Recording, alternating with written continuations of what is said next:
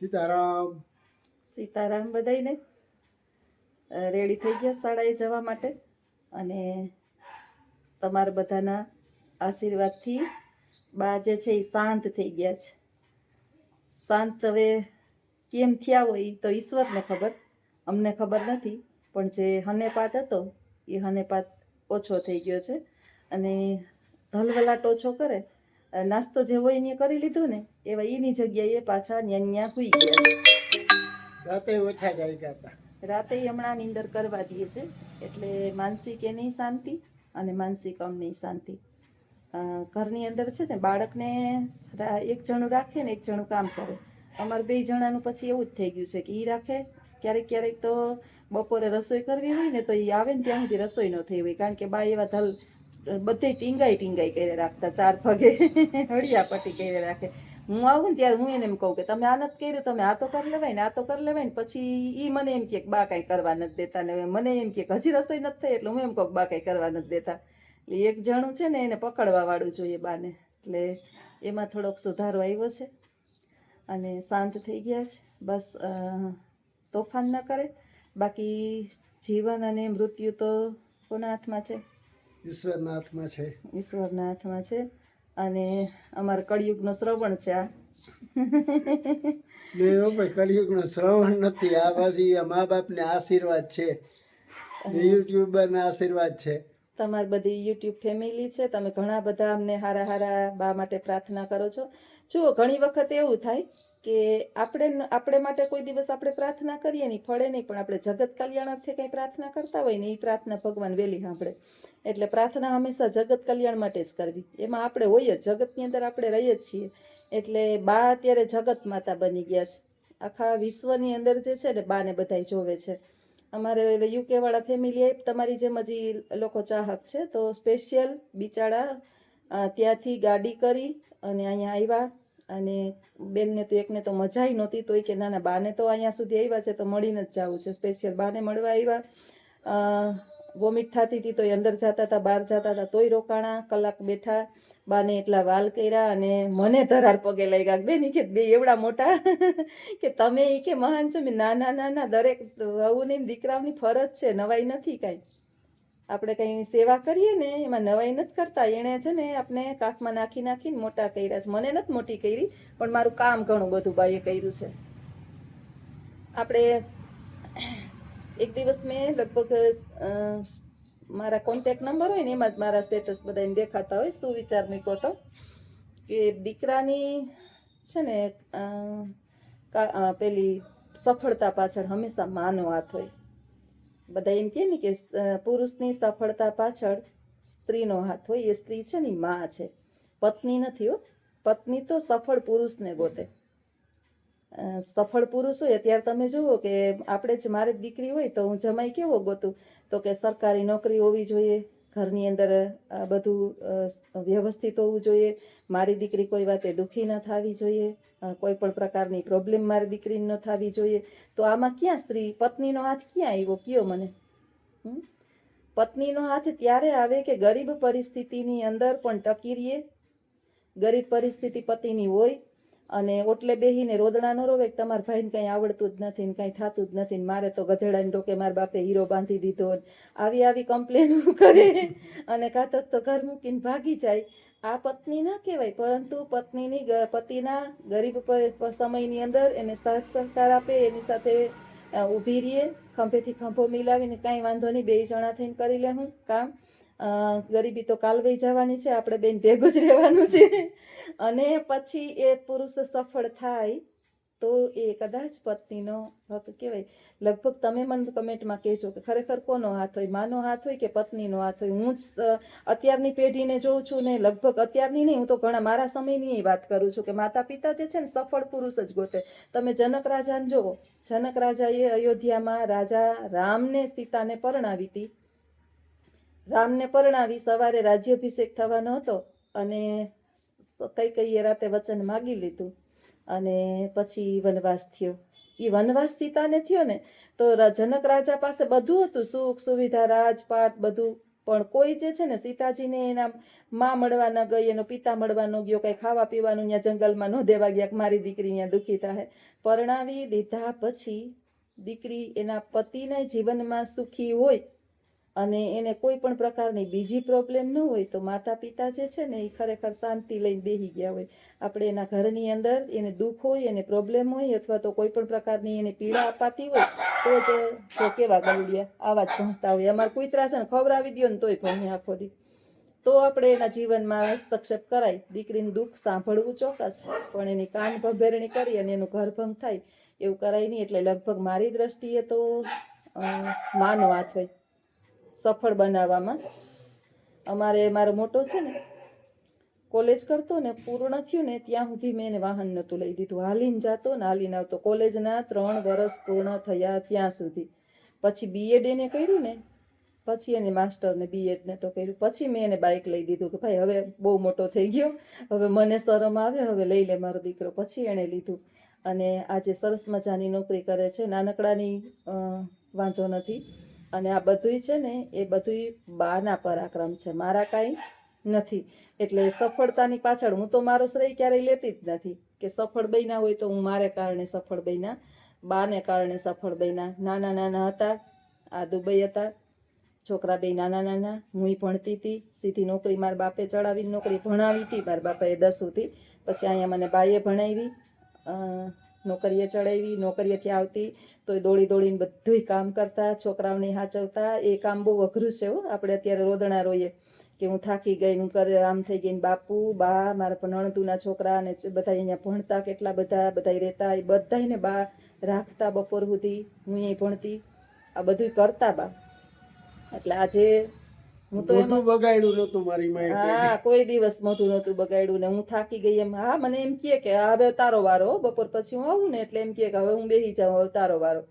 અને પછી હું કે મોઢે હું કરી રાખું. એટલે લગભગ અમે કોઈ દિવસ કામની બાબતમાં અમારે કોઈ દિવસ ઝઘડા થયા જ નથી. હું સૂતી હોય અને બા કામ કરતા હોય, મને કોઈ દી એમ હેરાન પરેશાન નથી કરી. એટલે આજે હવે આપણો વારો છે. તો જીવન તો ભાઈ બાજતા બાજતાય કાઢાય અને હસતા હસતાય કાઢાય. એટલે પેલા એને કર્યું છે, ભલે આપણા એની છીપી નથી સાફ કર્યા, પણ હવે એની માનસિક ક્ષમતા ને ઇન્દ્રિયોને બધું ગુમાવી બેઠા હોય તો આવું પ્રોબ્લેમ થાય. તો હવે આપણો વારો છે. હવે વૃદ્ધાશ્રમ ન ગોતાય, હવે એને પ્રેમ, ભોજન અને હૂંફની જરૂર છે, એને આપીએ એટલે અમારા બા જે છે એ હાજા થઈ જાય. અને બાકી તો એના કંઈક સારા કર્મ હશે. નહીતર તો મેં ઘણા એવા જોયા છે કે દીકરાઓ માટે માએ ભવ બાયરો હોય. મેં એક બે હમણાં વાત સાંભળી, આપણે કોઈને નામ ન લેવાય, કે એક માતા હતી, એનો પેટની અંદર ગર્ભ હતું અને એનો પિતા મૃત્યુ પામ્યો હતો. પછી એ બાળક જન્મ્યું, એની પરવરિશ કરી, સ્ત્રીએ બીજું ઘર ના કર્યું, એની પાછળ ભવ બાયરો. પછી એને જેના તેના ઘરના કામ કરીને પરણાવ્યા. પછી વહુ આવી અને વહુને સાસુ કઠવા માંડી. એટલે દીકરો જે છે એ પત્નીને લઈને નોખો થઈ ગયો. વિચારો આ માની જિંદગીમાં એણે શું મેળવ્યું. કદાચ તમે એ માના ચામડા, તમારા શરીરના ચામડાનો હાર પહેરાવો ને એ માને, તોય તમે એના બંધનમાંથી છૂટો નહીં. એટલે કોઈ પણ દીકરીએ કદાચ એનો સ્વભાવ ખરાબ હોય ને તો એ વિચાર કરવો જોઈએ કે આને કેમ મોટો કર્યો હશે મારા ધણીને. સીધો મને સફળ બનાવીને આપી દીધો છે, તો કદાચ એના 2 કટુ વચન આપણે સાંભળવા પડે તો સાંભળી લેવાય. એમાં કંઈ આપણે નીચા બાપના થઈ જઈએ નહીં. પહેલાંના સમયમાં તો મારતા, હવે તો આવું કંઈ રહ્યું નથી. મારવાનું તો એક બાજુ રહ્યું, આપણે એક શબ્દ અત્યારની પેઢીને આપણે કહી શકતા નથી, પણ એટલો ખાસ એક આપણે આગ્રહ રાખી શકીએ કે દરેક માતા પિતાને એના સંતાનો પ્રેમપૂર્વક સાચવે. અમારા તો 2 માણસનો સંદેશ જ છે સોશિયલ મીડિયા દ્વારા. બીજું કાંઈ કહેવા માગતા નથી કે કોઈ નથી કરતા, બધા કરે જ છે. જો બધા ના કરતા હોય ને, બધા જ મા બાપ વૃદ્ધાશ્રમમાં હોય ને તો ક્યાંય વૃદ્ધાશ્રમ એ કંઈ ખાલી જ ના હોય. એટલા બધા વૃદ્ધાશ્રમો નથી. આ તો ક્યાંક એવા 100 એક એવો કિસ્સો નીકળે કે જેને માતા પિતા બહુ કઠાય છે અને એ સમજતા નથી. અને એ જ માધ્યમ દ્વારા અમે વિડીયો બનાવીએ છીએ. તમને પણ અમારા બેયના વિડીયા બહુ જ ગમે છે. અને અજીતભાઈ, જ્યોત્સનાબેન, તમે ખૂબ સારું કામ કરો છો. તમે ખૂબ જ સારું કામ કરો છો. અને સારું માણસ જ સારા કામની નોંધ લઈએ. બાકી દૂધમાંથી પૂરા કાઢવા વાળાની સંખ્યા વધુ છે. તમે મા બાપ મા બાપની સેવા તો કરતા કરતા મૂંગા પ્રાણીની પણ કરવી. હા. એવું નથી કે મા બાપની જ કરવી એમ. અમારાથી થાય એટલું અમે કરીએ, અમારાથી જેટલું પણ થાય ને. અત્યારે હાથમાં છે ને આપણા હાથ પગ હાલે છે ને તો કરી લેવાનું. મને અડધી કલાક રોટલી કરતા થાય કૂતરાઓ માટે, અડધી કલાક હું કાઢી જ નાખું, ગમે એ થાય. અડધી કલાક મારે એની રોટલી, અડધી પોણી કલાક સુધી એની રોટલી કરી જ નાખવાની. 3-4 મણ વર્ષની અંદર 5 મણ જેટલા ઘઉં વધારે લઈ લેવાના. આપણે છે ને, મને સાંભળતું નથી કે અમારા ઘરની અંદરથી 1 રૂપિયો દવાનો ગયો. આજે છેલ્લા કેટલા વર્ષની હું તમને વાત કરું. અને તે દિવસે હું દવાખાને દાખલ થઈ ગઈ હતી ને, મને 1 રૂપિયાનો આપણે ખર્ચો આવ્યો હતો. ના, ના, અમે સરકારીમાં ગયા હતા. સરકારીમાં દાખલ થયા, 108 ને બોલાવી, ત્યાં બધી ટ્રીટમેન્ટ થઈ, બધા રિપોર્ટો મફત, બધી દવા અઠવાડિયાની મફત આવી ને પાછી સાજી થઈ ગઈ. ઈશ્વર આપણે સદબુદ્ધિ એ આપે કે આપણે પ્રાઇવેટમાં ન જઈએ ને 15-20 હજાર ન બગાડીએ. એ આપણે એના પુણ્યના પ્રતાપે કંઈક કાઢીએ, જેને ભગવાનનો ભાગ કહેવાય. એક અમારે 11મા ધોરણની અંદર કાવ્ય આવે છે, ભગવાનનો ભાગ. સરસ મજાનું કાવ્ય છે, સમજા જેવું છે. કવિએ બહુ સરસ એની અંદર આપણને કીધું છે કે ભગવાનનો ભાગ કાઢવો જોઈએ. તો ભગવાન કંઈ ખાવા નથી આવતા, પણ એના નામથી એ આપણે આપણા મૂંગા જેને વાચા ઈશ્વરે નથી આપી, એને પણ આપણે કંઈક આપીએ તો ખરેખર સારું કહેવાય એમ. અને આપણા ઈશ્વર સાંભળે જ છે. માણસ 2 હાથવાળાને દેખાડવાનું નથી, સમાજમાં કાંઈ નોંધણી કરાવવાની નથી, કોઈને આપણી પાસે સર્ટિફિકેટ આપણે કોઈ પાસેથી લેવાના નથી, કે કોઈ આપણે સામાજિક કાર્યકર તરીકે આપણી નોંધણી કરે. ઘણાય તો અમારાને એમ જ કે, એક દી મને મારા સ્ટાફના કહેતા હતા કે જ્યોત્સનાબેન કે અજીતભાઈ છે ને ગાંડાને પકડી, હાવલા આશાબેન મને એક દી કહેતા હતા કે જ્યોત્સનાબેન એક દી છે ને અજીતભાઈ કે ગાંડાને પકડી બેહાડીને ધરારી કે પૂરીને શાક ખવડાવતા હતા. મને પેલા તો એમ થયું કોલો કાવલાને પકડી રાખે કે પછી મેં નિરખીને જોયું ને તો અજીતભાઈ હતા. કે તમે ના પાડતા હોય તો કઈ ગાંડા મારે જ. મેં કીધું કાંઈ વાંધો નહીં, ભલે ખવડાવવા દેવાય. એટલે એવું લાગે આપને કે અહીંયા જરૂર છે અને રૂપિયા કોઈને રોકડા ના આપીએ, પણ અન્નનું દાન કરાય. અન્નદાન એ મહાદાન છે. ખાતા જાવ, ખવડાવતા જાવ, અને જે બીજાને ખવડાવી શકે ને એ જ જીવનની અંદર જીવી શકે. બાકી આપણા માટે તો આખું જગ કરે છે. આપણા ઢોહા ઉપર ધૂળ તો બધાય વાળે. આપણું 100માંથી એને 10% કાઢતું રહેવું. કાઢતા રહીએ તો ખરેખર સારું કહેવાય એમ. આ એક ઉત્તમ બાબત છે જીવનની અંદર કે તમે થોડું ઘણું પણ ભાગ કાઢો. 1 રોટલી ગાયને દઈએ, 1 રોટલી કૂતરાને દઈએ, આ તો આપણો ધર્મ છે. પરંતુ જો આપણે ઈશ્વરે સારું આપ્યું હોય અને આપણો હાથ પગ હાલતા હોય તો ગાય તો છે ને ઘાસચારોય ખાહે. એને લીલું નાખવું. ગાયને રોટલી નહીં દો ને તો હાલશે, પણ કૂતરા છે ને ઘાસચારો નથી ખાતા, એ અનાજ જ ખાય છે. આપણી જેમ માણસ, ઈશ્વરે રોટલો કૂતરાને આપ્યો હતો. કૂતરાએ ભગવાનને કીધું કે ભગવાન અમારે થોડા હાથ પગ છે, તે અમે કમાવા જાહું ને અમે ઘરને રોટલાને શું કરશું, તમે આ વાચાવાળા માનવને આપો ને તો એ અમને અમારા કાન જેટલો આપશે ને તોય અમે સંતોષ થાવ. પણ બધા છે ને લાકડી લઈને મારે છે, અમારા ઓટલાઓ ગંદા ન કરવા જોઈએ, અમારું આ ગંદુ ન કરવું જોઈએ.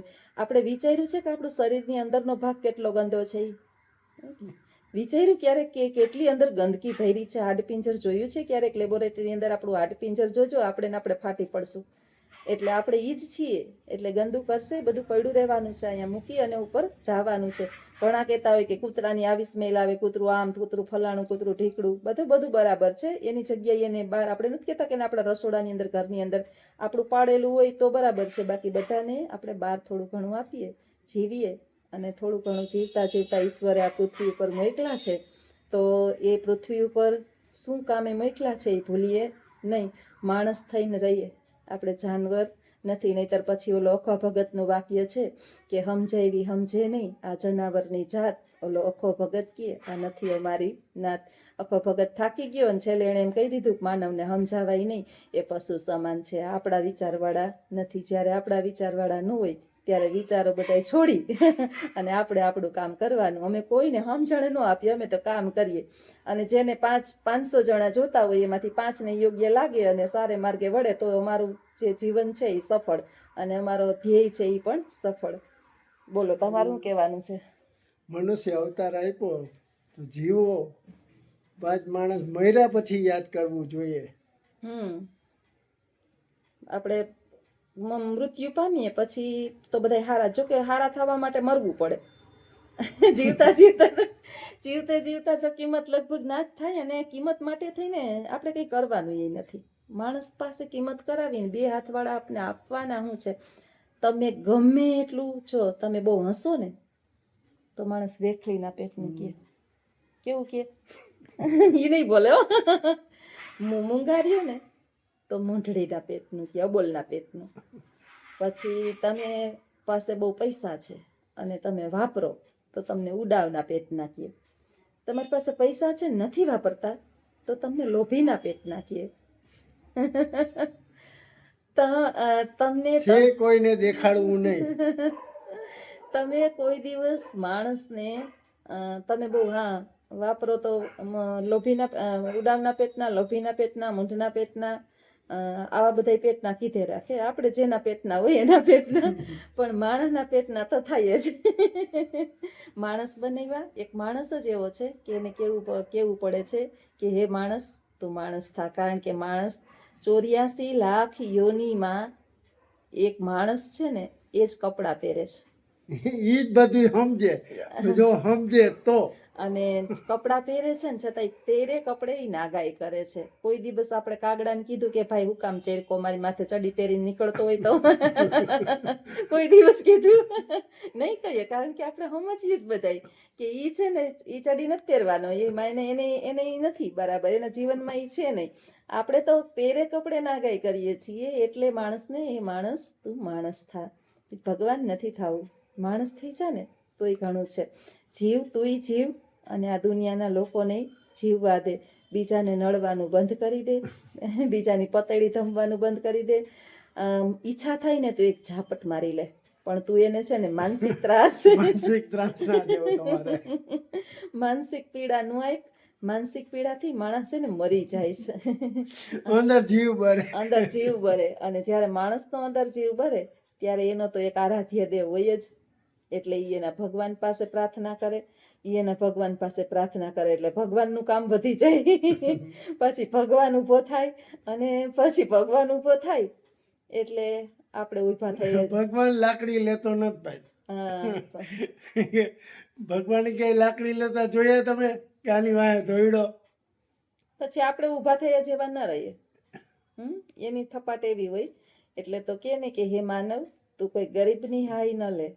એ ગરીબ તને પહોંચશે નહીં. અને એ એના આરાધ્ય પાસે 2 આંસુ પાડશે, હાથ જોડીને કહેશે કે હે ઈશ્વર હું આને પીગો નથી. ત્યારે એ 1000 હાથવાળો ઊભો થાય અને એની લાકડી એવી લાગશે કે તમે ઊભા થઈ શકશો નહીં. એટલે કોઈ પણ લાચાર, અશક્ત, ગરીબ આની હાઈ લેવી નહીં, આને અપમાનિત કરવું નહીં, આની મજાક ઉડાડવી નહીં, એની ગરીબી ઉપર હસવું નહીં. આ દુનિયાની અંદર ઈશ્વરે બધાયની ઓકાત પ્રમાણે આપ્યું છે. આપણી ઓકાત કદાચ વધારે હોય ને આપણે વધારે આપ્યું હોય તો આપણી પદ, પ્રતિષ્ઠા અને પૈસાના ઘમંડની અંદર એટલું બધું ઉછળવું નહીં કે પછી પૃથ્વી ઉપર પગ મૂકવા માટે જમીન ના પાડી દઈએ કે હવે તો તારે મારી અંદર હમાઈ જવું પડશે, ઉપર હું તને ઊભવા દઈશ નહીં. આવી પરિસ્થિતિ, કારણ કે પગ તો જમીન ઉપર જ રહેવાના છે, ચાલવું તો જમીન ઉપર પડશે. એટલે હવામાં બહુ ઉછળવું સારું કહેવાય નહીં. અને અમારા 2 જણાના વિચાર કદાચ આવા સરખા છે ને એટલે અમારે 32 વર્ષ વયા ગયા છે. એ કાંઈ કરતા હોય ને તો હું ના ન પાડું, હું કાંઈ કાર્ય કરતી હોય તો એ ના ન પાડે. એકબીજા સમજી વિચારીને જીવન વિતાવીએ. અને બસ ભગવાન કરે કે પૃથ્વી ઉપર કજિયા, કલેશ, કંકાસ આવું બધું ઘરની અંદરથી દૂર થઈ જાય એટલે ઓટોમેટિક સમાજની અંદરથી દૂર થઈ જશે. કારણ કે નાની નાની વાતોથી જે છે ને એ જ ઘરની અંદર કજિયા કંકાસ થાય. તો હાલો, અમારા હસબન્ડ વાઈફના વિચારો તમને કેવા લાગે છે એ ચોક્કસ કમેન્ટની અંદર જણાવજો. અને કાંઈ અમારી ક્ષતિ, ભૂલ આ તે કાંઈ તમને લાગતું હોય તો ચોક્કસ કમેન્ટની અંદર કરજો. તમારા વિચારો સરાહનીય છે. તમે કહો છો એ લગભગ અમે ઘણું બધું કરીએ છીએ. તો આવજો બધાય. સીતારામ. હાલો આવજો.